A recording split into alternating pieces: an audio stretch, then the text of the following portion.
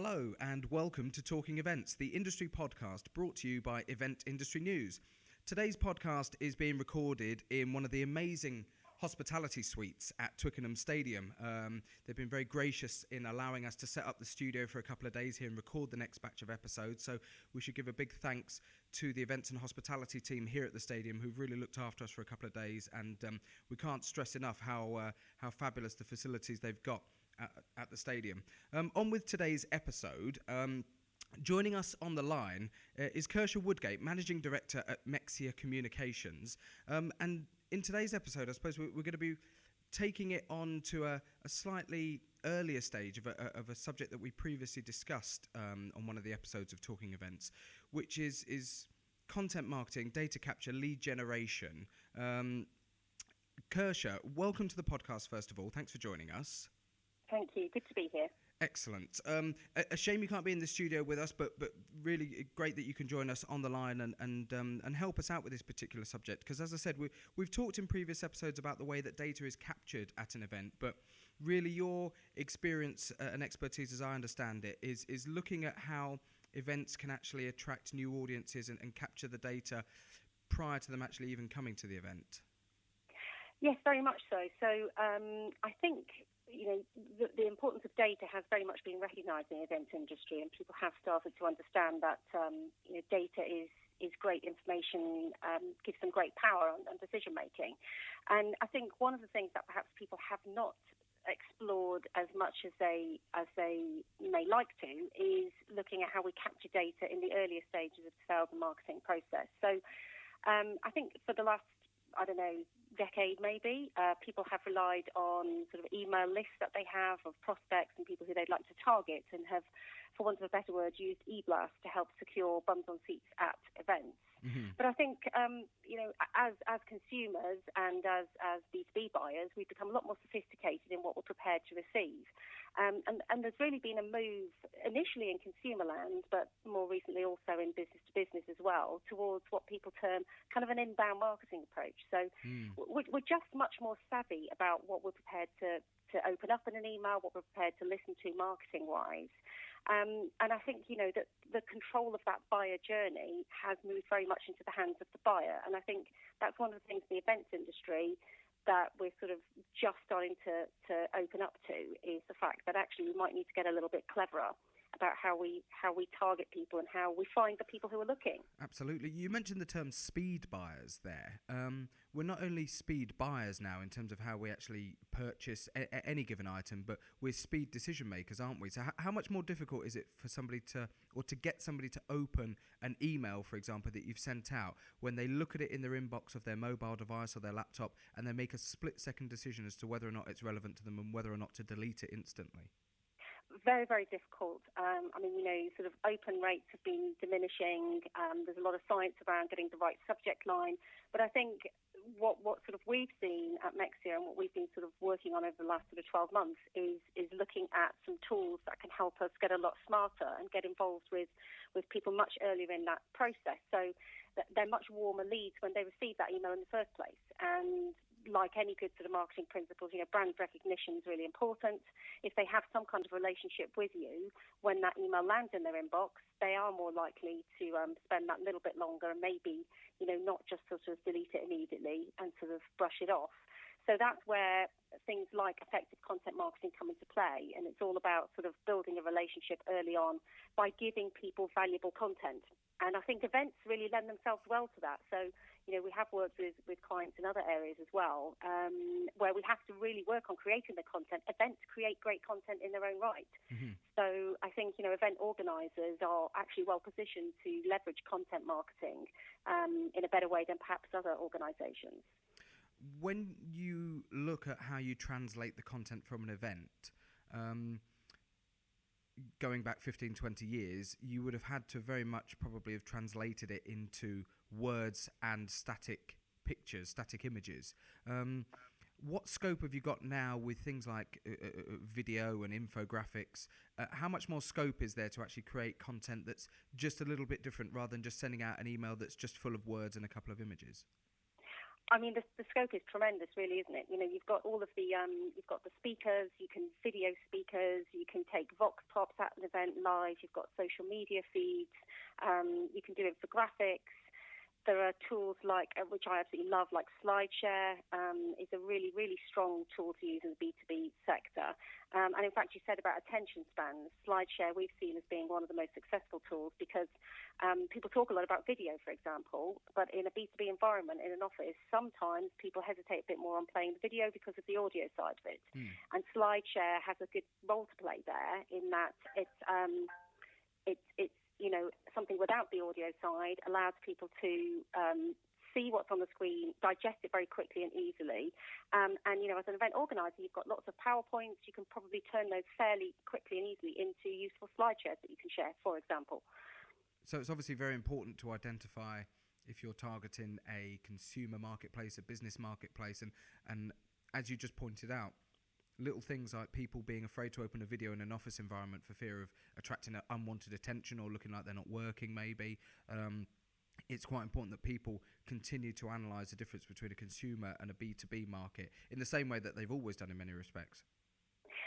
Definitely. I mean, you know, good content marketing goes back to what I would call good marketing principles in general. It starts by understanding your audience.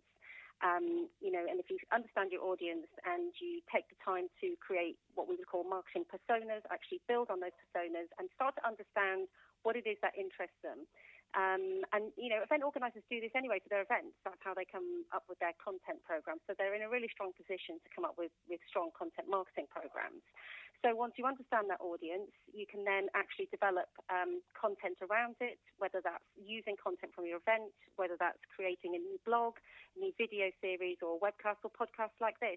It's actually creating the content that is going to be useful and valuable to them. And I think that's the key thing with content marketing. You want to attract those people in by giving them value, and that's the way they're going to volunteer that email address to you.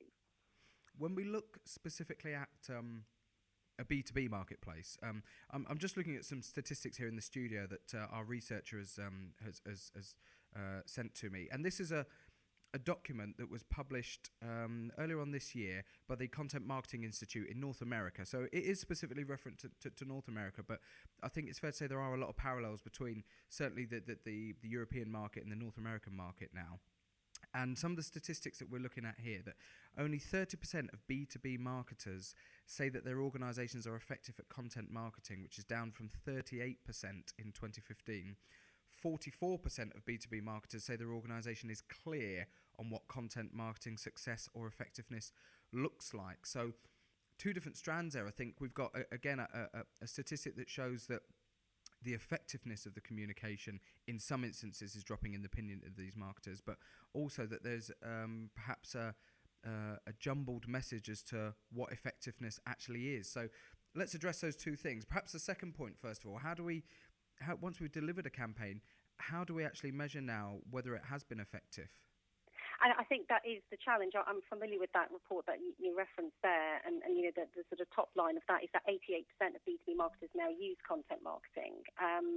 But you're right in that there's still question marks over how effective it's been.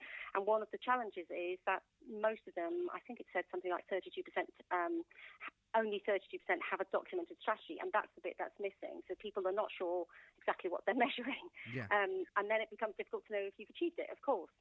So I think, you know, how do we address that? I think it starts by having a strategy. It starts by knowing who your audience is and what your objectives are. I think that Content Marketing Institute report actually referenced the fact that generating leads, not specifically sales, so in the context of events, generating prospects that may be interested in registering, is the primary goal for content marketing. Yeah, I'm looking at the report now. Lead generation is at 85%, sales 84% will be the most important goals for B2B content marketers. So they're looking really maybe not to... Well, of course, people are looking to convert, but they're looking for those new names, aren't they? They're looking for people that are not on their database, that haven't interacted with their organisations before. Exactly right, and to get those, and the thing is, what content marketing can do, if it's executed properly, is actually capture highly valuable leads. I mean, how you actually measure it is a whole sort of topic in itself. Absolutely, because yeah. it's what tools are you using? For us at Mexia, we've been working for the last, I guess, 12 months or so now on a platform called HubSpot, which is a market-leading inbound marketing platform. Right. And for us, that is one tool. I mean, we've used lots of different tools. That is one tool which kind of pulls a lot of things together. So from a single platform, we're able to see which blog posts are successful, where leads are captured from, where the downloads are coming, and really get a good picture of all of the content and what's working quite well. So I think, looking at the tools that are out there is one of the ways of helping people measure the effectiveness of their content marketing. Because, of course, in the modern scenario, when we talk about content marketing, when we talk about messaging or communications of any nature, is it fair to say that's predominantly now done via digital platforms, that the print element of it is becoming less and less prevalent because we can't monitor it as effectively? I think that is true. I think marketers are attracted by what can be measured, because there's been a lot of pressure on marketers to prove their worth over the last few years. I mean, I first came into marketing 20 years ago, and the pressure on marketers now has just changed dramatically. I think there's a risk there, though. There are still some incredibly valuable marketing and communications tools out there that are just more difficult to measure. Brand sponsorship, PR, those sorts of things, they do add a lot of value. I think print publications have really changed their strategy as well. Publishing companies obviously adding to the digital element. Sure, yeah. And they also get to see how it's working. But I think print does still have its place. And I think, measurement is, there's lots of different ways you can measure. You can measure perceptions, brand value, and digital isn't the only thing out there. In fact, in the Content Marketing Institute report, they actually talk about live events as being the most effective content marketing tactic, which is interesting for events organisers. And so let's expand on that point then. Give us some examples of how a live event could actually use that to generate or for their content marketing strategies. Okay, so maybe I can give you an example of what we do ourselves. Yeah. So for us, for example, we have our blog, which does very, very well. We get some great traffic, great interaction from that. We have content downloads. And in addition to the actual, so that's the digital content, if you like. We also run a series of seminars, which are sort of how to, mini workshops, a couple of hours or so. And then the content at that event is obviously then incredibly valuable. We were able to deliver face-to-face a more detailed version of some of the content on the blog and in the papers, if you like. Right. So we see that as a delivery mechanism for our content marketing. So a double-edged sword. So you're enticing them with the content on the blog and then offering them the opportunity to expand on that via a live event. Yeah, absolutely. So that's kind of how we do it. I mean, for events organisers, it might be slightly different. Getting the message out there that if the event is their key tactic, if you like, then sort of thinking about, well, how do we get this message out there, or multiple messages, and how do we deliver those different strands to different audiences? It's kind of really about developing the content at that event and probably looking at all things like message design even, or principles slightly different from the way we're approaching it probably.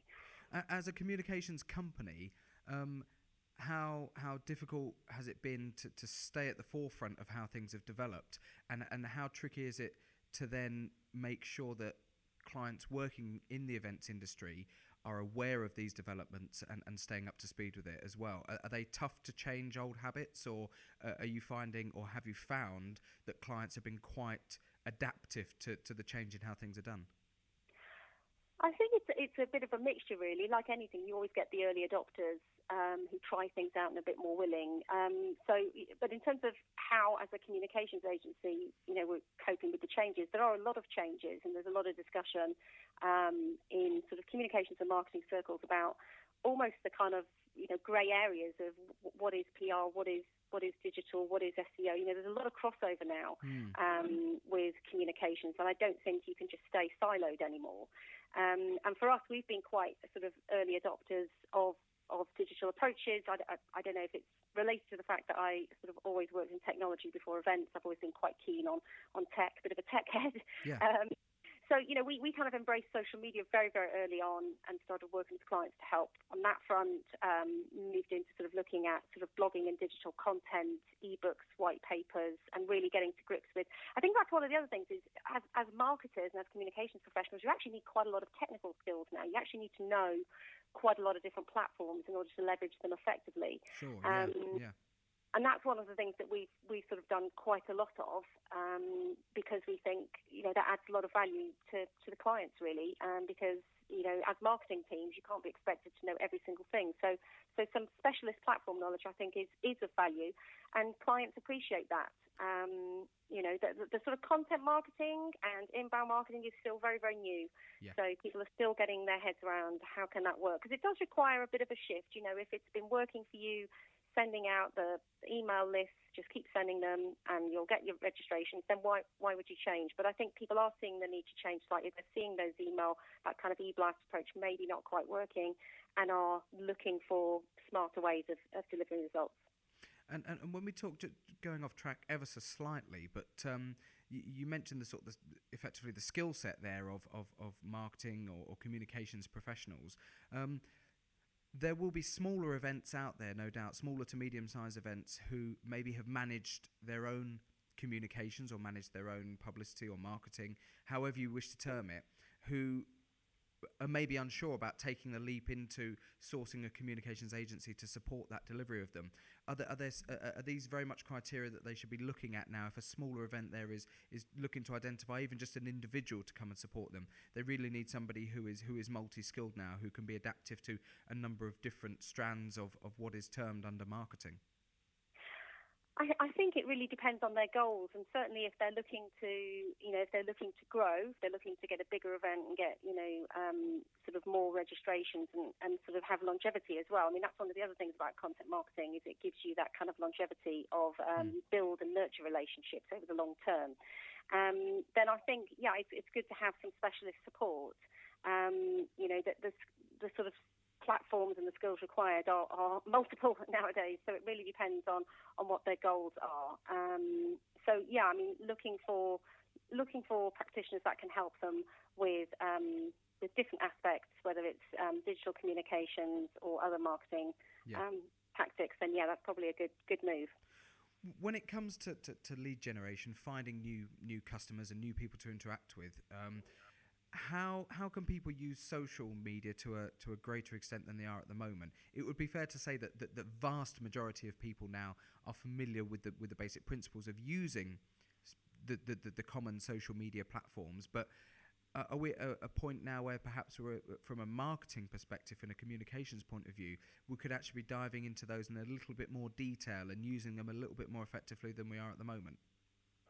Definitely. I mean, I think you're right in that social media has become kind of ubiquitous now, and it's sort of expected that you're involved in some way, LinkedIn, Twitter, Facebook, whatever it is. Mm-hmm. But I think my gripe, if you like, is always that there's too much talk and not enough listening on social media. There's a lot of push out, particularly Twitter, and not enough sort of listening and interaction. So there are people out there who, if you take the time to actually listen, following certain hashtags, for example, something very simple like that, or perhaps creating lists in Twitter of key people that you think you'd like to interact with and looking at their posts and interacting with them a bit more. There's definitely ways you can get a bit smarter about social media. And I think, from a B2B perspective, LinkedIn is something I think people have not really tapped into enough. And that Content Marketing Institute report you mentioned earlier, LinkedIn comes out as the top most effective social media in that research. 66% rated LinkedIn the top social media platform. We're not really, well, from my own personal experience, I've got a LinkedIn profile, but how often do I use it? How often do I actually use LinkedIn as a means of interacting with other professionals? I would say very, very little, certainly by comparison to Twitter and Facebook. So have you worked with people to actually help improve their knowledge of that particular platform? Are there any examples where you've actually said to people, this is how you could be doing a little bit more effectively? Yeah, sure. We've certainly worked with quite a few clients on LinkedIn and on our own stuff as well. And I think that the thing about the social media, the different platforms, is that they evolve all the time. And I think in particular for LinkedIn, the ability to do the personal posts, which is probably one of their newer changes in the last year or so, I think it was, maybe a year and a half, that has been a big change. And I think people are sort of looking at those a little bit. I mean, groups were considered quite valuable. I think the value of groups has gotten a bit more questionable. Certainly some groups are more valuable than others. Some have become a bit overwhelmed by sales messages, to be honest. But certainly, using LinkedIn by sharing relevant, valuable content, it all goes back to that valuable content relevant to your audience, sharing content and also interacting with people. You're looking at, like I said, it's about listening again. It's about looking at what others are putting out there, whether it's a post on their personal profile, whether it's on their company page. That's one of the other things we see. People don't often have company pages, and they're a great tool on LinkedIn as well for sharing your content and getting people to follow you. So, there's lots of ways you can use LinkedIn effectively to help drive traffic to your website and to capture those leads as well, which obviously, if you're taking an inbound marketing approach to capturing leads, that's going to be one of your goals, and LinkedIn can be a great tool to help with that. I'm interested in going back ever so slightly to something you mentioned earlier on in today's episode, which was the science behind the subject line, because would you agree that emails is still very much an effective way to market to people? I think the vast majority of people, certainly in the communications industry, would agree that we need to be a little bit smarter in how we distribute and issue out email marketing. It's not so much of the blanket bombing that we were doing 5-6 years ago. But how do we now effectively put together a subject line, and does the science behind it have any SEO impacts? How does it work? Well, I think you're right. First of all, that email marketing is still incredibly effective. I'm not saying that email marketing doesn't work. Quite the contrary. Email marketing is effective, but to make it even more effective, it works better if the people receiving it are, if you like, warmer leads. So they are people who've had not just a cold email from you. They're people who've maybe checked out your website, checked out your blog, maybe downloaded some content. So they're more likely to think, oh, that's an email from someone I want to read first of all before they even look at the subject line. So that's a strong starting point with an effective content marketing approach.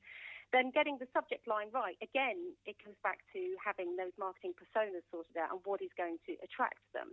And I think the other thing which people perhaps are not doing enough of is just basic A/B testing of subject lines. You can do that very easily. Is try out a couple of different ones with a sample, see which one gets the most open rates, and then do the whole list with that one. And that's something very, very simple. And there's some great tips, even something like MailChimp, which I know has become quite a key email marketing tool. Fairly ubiquitous in some respects, isn't it? Most people will be familiar with the platform now and will have had some experience of either receiving or using the system. Exactly, and they have some fantastic tips. They let you test your subject line, for example. They let you test it for effectiveness, and they will give you tips on what works and what doesn't. And using things like free in there, which people often tempted to do, often can actually have negative impact. Yeah. So, it's actually just looking through who is the audience and, what is their objective, what do they want the audience to receive. It really does change according to the audience. So, and things like if it's a newsletter, for example, it's actually better to just say it's news from rather than trying to put something a bit smart in. That's something I remember being a bit surprised by. But sort of saying what's actually in the email is actually more effective often than trying to get a bit too clever with the headline. So sometimes simple can be best when it comes to actually getting people to open it. Say what's on the tin. It can indeed be, but I definitely would advocate doing some A/B testing. I think that can really, really be valuable, and seeing what works. And just on a last point about a system like MailChimp, but really we could be talking about any of the platforms that are out there to deliver email marketing. Is subdivision of a larger database something now that people should be paying more attention to? I know a number of companies and organisations now who, rather than sending en masse to their entire database, will only send to subdivided lists within that mass database. for two reasons: so that they're not sending out as much at once, but also so that they can monitor specific areas or target audiences a little bit more effectively in a shorter period of time. I think that's absolutely essential, to be honest. And I think, what I talked about right at the beginning about creating your marketing personas, that's the starting point, is actually segmenting the list according to those personas. Absolutely. And certainly that's the approach we would take with our inbound marketing, and the tool that we use is that we send campaigns out according to each persona. And we also use automated workflows and things like that as well. So, if someone does this, then we can maybe send them this piece of information because it shows that they're more interested, for example. So those are the things where you can get a bit smarter, and it definitely needs to be tailored to different segmented lists. I would say that's the starting point, really. Before we wrap up today's episode, the final thing I wanted to ask is, I remember asking people a couple of years ago about the idea of continuation and continuity of communications. A lot of events used to ramp things up in the months running up, or the weeks running up to the particular event, and then would go quiet very, very quickly. I think it's fair to say with the rise of digital marketing has made it easier to maintain a level of continuity over a longer period of time. But is there still a way to go before we're doing it properly? Have events, generally speaking, started to make sure that there is an element of continuity with their marketing throughout the year or in a wider period of time? I've certainly seen evidence of that with, I'm obviously on various lists for industry events, and certainly I think that has improved. There's more consistent communication over time. So yeah, I think the events industry is getting better at that, and I think there's lots of opportunity for it. I think the bit that we could maybe do even better is having some rich content. So it's not just a general kind of email coming in, but it's actually offering some value, some kind of rich content, whether it's a paper, a video, something useful to the recipient. I think that's the next step. The other thing I wanted to ask is could events be generating content during the event itself with one eye on how they're going to communicate for the subsequent event? Definitely. Sort of capturing some of the content that's going on is a natural thing to be doing, so videoing, etc. But certainly for the subsequent event, maybe getting ideas from people. I mentioned sort of vox pops and things like that earlier. Yeah. Maybe getting snapshots, talking heads pieces from speakers that might be coming for next year's event while they're there, because once you've got everyone in the room, it's a perfect opportunity. And that's one of the great things about live events that perhaps other marketing professionals don't have as much access to. You've got lots of people in one place for the event, so definitely need to maximise that opportunity. Absolutely, and we've all been there. We've all seen organisers get to the end of the event and think, "Oh, I didn't get a photo of that," or "Oh, I wish I'd have videoed that," or so on Absolutely. and so forth. So, but perhaps it's worth events considering having somebody absolutely dedicated to that. From the offset, that there's going to be somebody there capturing information and capturing content with one eye on how they're going to market and generate leads for their future events. I would say that's definitely going to be the savvy approach, because it's such a goldmine, as you say, when everyone's there. Once the event's over, you've missed that. You haven't got those pictures. You haven't got that video. You haven't been able to speak to people, take vox pops.